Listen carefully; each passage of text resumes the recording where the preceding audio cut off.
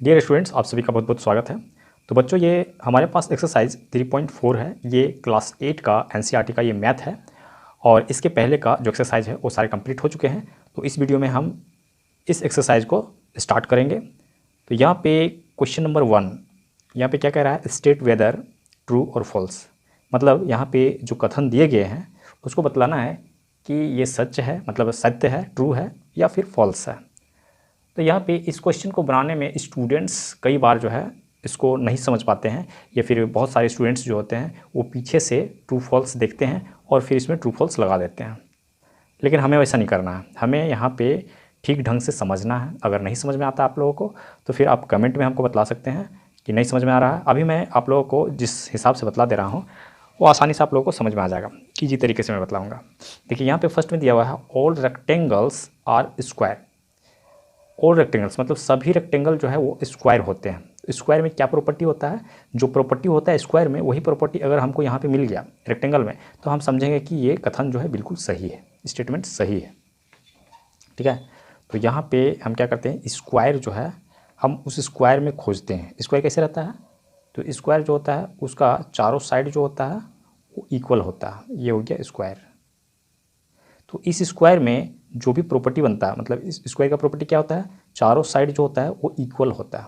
चारों साइड इसका इक्वल होता है, ये प्रॉपर्टी है। तो ये प्रॉपर्टी क्या रेक्टेंगल में होता है, तो नहीं होता है। नहीं होता है तो ये जो है फॉल्स हो जा रहा है। ये जो स्टेटमेंट जो है वो फॉल्स हो जा रहा है। उसमें चारों साइड्स जो होता है वो इक्वल नहीं होता है, इसीलिए यहाँ पे इसको हम फॉल्स दे दे रहे हैं।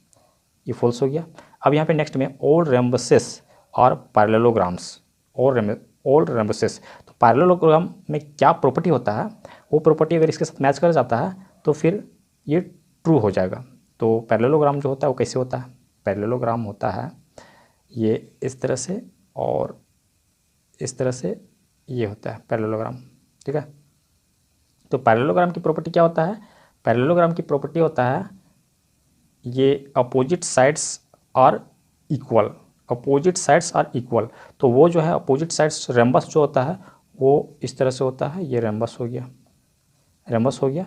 इसमें चारों साइड्स इक्वल होता है, चारों साइड्स इक्वल होता है और इसमें अपोजिट साइड्स इक्वल होता है। तो ये जो बोल रहा है प्रॉपर्टी इसके साथ मैच कर रहा है। तो ये पैरेललोग्राम का प्रॉपर्टी ये है कि अपोजिट साइड्स इक्वल होता है। इसमें भी अपोजिट साइड्स अगर लेते हैं तो ये भी इक्वल होगा। तो यहाँ पे क्योंकि चारों इक्वल है इसीलिए ये सही होगा। तो यहाँ पे हम ट्रू लिख देते हैं, ये हो गया ट्रू।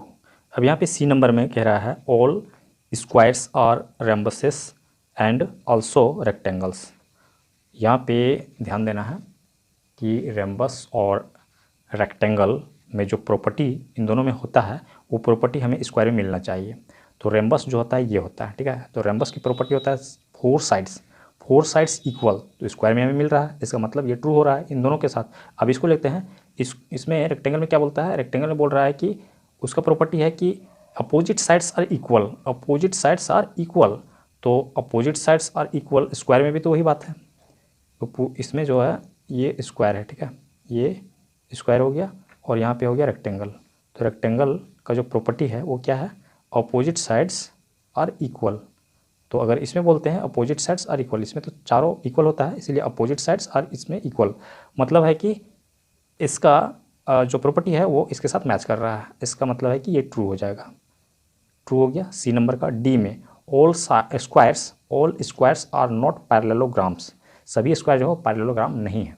तो पैरेललोग्राम की प्रॉपर्टी क्या होता है, पैरेललोग्राम की प्रॉपर्टी होता है, पैरेललोग्राम कहाँ गया, ये है। ठीक है, पैरेललोग्राम की प्रॉपर्टी होता है अपोजिट साइड्स आर इक्वल, और स्क्वायर में क्या होता है, अपोजिट साइड्स आर इक्वल। मतलब है कि पैरेललोग्राम का जो प्रॉपर्टी है वो स्क्वायर में मैच कर रहा है और यहाँ ये बोल रहा है कि मैच नहीं कर रहा है, इसका मतलब ये फॉल्स है। ठीक है, तो यहाँ पे फॉल्स कर दिए। बारीकी से इसको समझना है। ठीक है, उसके बाद यहाँ पे आगे दिया हुआ ई नंबर में ऑल काइट्स आर रेम्बसेस। सभी काइट्स जो होते हैं रेम्बसेस होते हैं, रेम्बस होते हैं। तो रेम्बस जो होता है, रेम्बस ये है, रेम्बस ये है। तो रेम्बस का प्रॉपर्टी होता है all sides are equal, all sides are equal. और जबकि काइट जो होता है, काइट के सभी साइड इक्वल हैं क्या, ये इस तरह से होता है। इसका एडजेसेंट साइड जो होता है वो इक्वल होता है। ये इक्वल हो गया और ये इक्वल हो गया। तो सभी साइड तो इक्वल हुए नहीं, तो इसीलिए रेम्बस की जो प्रॉपर्टी है वो काइट्स के साथ मैच नहीं कर रहा है, इसीलिए ये फॉल्स हो जाएगा। तो यहाँ पे हम फॉल्स कर देते हैं। उसके बाद आगे जो दिया हुआ है यहाँ पे ऑल रेम्बसेस आर काइट्स, सभी रेम्बस जो है वो काइट्स है। तो काइट्स की प्रॉपर्टी क्या होता है, अभी फिर उल्टा कर दिया है, ठीक है। तो काइट्स की प्रॉपर्टी होता है adjacent sides are equal, adjacent sides are equal. तो यहाँ पे ये रेम्बस है, तो रेम्बस जो होता है उसका एडजेसेंट साइड, इसमें तो सभी इक्वल है, इसलिए अगर बोलते हैं कि एडजेसेंट साइड्स आर इक्वल, तो इक्वल तो है, एडजेसेंट साइड्स आर इक्वल, तो ये ट्रू हो गया, ये ट्रू। इस तरह से हमें मैच करना है, ऐसा नहीं कि पीछे से देखे और बस ट्रू फॉल्स लगा दिए। बहुत सारे स्टूडेंट्स ऐसा करते हैं, तो वो काम नहीं करना है। इसको बार बार आपको वीडियो को रिपीट करके देखना है, अगर नहीं समझ में आ रहा है तो रिपीट करके देखना है, बना के देखना है। इससे क्या होगा कि एक दो बार, दो तीन बार रिवाइज करने से आपको पता चलने लगेगा कि इसमें क्या कह रहा है और कैसे इसको बनाना है। अब यहाँ पे नेक्स्ट में कह रहा है all parallelograms are trapeziums, all parallelograms are trapeziums. तो ट्रिपीजियम में क्या प्रॉपर्टी होता है, ट्रिपीजियम जो होता है वो इस तरह से होता है, देखिए ऑल पैरेललोग्राम्स, तो यहाँ पैरेललोग्राम्स मेरा बना हुआ है, तो यहाँ पे हम ट्रिपीजियम बना लेते हैं। ट्रिपीजियम जो होता है ऐसे होता है, ये हो गया। तो इसमें क्या होता है, ये दो साइड्स जो opposite sides are parallel, opposite sides are parallel. तो अपोजिट साइड्स अगर पैरेलल इसमें बोलते हैं रेम्बस में तो सही है, ये अपोजिट साइड्स हुआ और ये पैरेलल है, ये भी अपोजिट साइड्स, ये भी पैरेलल है, इसका मतलब है कि ये सही है, ये जी नंबर का है, ठीक है। तो यहाँ पे हम ट्रू डाल देते हैं। और एक लास्ट बचा हुआ है ऑल स्क्वायर्स आर ट्रिपीजियम्स, ट्रिपीजियम्स। तो यहाँ पे स्क्वायर तो मेरे पास ये है, ये है, ये जो है ट्रिपीजियम है। तो ट्रिपीजियम का प्रॉपर्टी जो है वो है अपोजिट साइड्स आर इक्वल। तो अगर हम अपोजिट साइड्स इक्वल बोलते हैं, इक्वल नहीं, ये अपोजिट साइड्स आर पैरेलल, अगर इसमें भी बोलते हैं अपोजिट साइड्स आर पैरेलल, तो पैरेलल तो है ही, इसका मतलब है ये मैच कर रहा है। तो यहाँ पे क्या हो जाएगा, ट्रू हो जाएगा। ये कंप्लीट हो गया। नेक्स्ट क्वेश्चन लेते हैं। नेक्स्ट क्वेश्चन है क्वेश्चन नंबर 2। इसमें क्या कह रहा है, identify all the quadrilaterals that have. यहाँ पे क्वाड्रिलेटरल जो बतलाया गया है और इसमें जो उसका प्रॉपर्टी बतलाया गया है, तो वो कौन सा क्वाड्रिलेटरल होगा वो आइडेंटिफाई करने के लिए कह रहा है। जैसे कि ये नंबर में 4 साइड्स ऑफ इक्वल लेंथ, चारों साइड जो है उसका इक्वल होना चाहिए, बराबर होना चाहिए। तो ऐसा कौन कौन सा क्वाड्रिलेटरल आएगा, तो ऐसा क्वाड्रिलेटरल क्या हो सकता है, तो हम लोग जैसे कि जानते हैं चारों साइड्स इक्वल जिसका होता है वो होता है स्क्वायर, स्क्वायर होता है। और एक होता है दूसरा नंबर में हो जाएगा रम्बस, रम्बस हो जाएगा, उसका भी 4 साइड्स जो होता है इक्वल होता है, ठीक है। उसके बाद बी नंबर में जैसे कि दिया हुआ है यहाँ पे 4 राइट एंगल्स, यहाँ पे मैंने लिख लिया क्वेश्चन 4 राइट एंगल्स। तो चारों एंगल्स जो होगा वो 90 डिग्री का होना चाहिए। तो क्या होता है, वो होगा स्क्वायर हो जाएगा।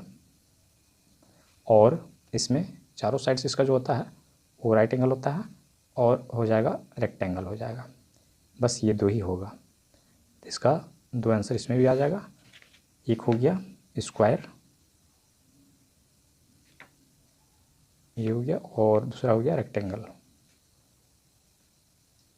रेक्टेंगल, ये हो गया। कंप्लीट हो गया क्वेश्चन नंबर 2। नेक्स्ट क्वेश्चन लेते हैं।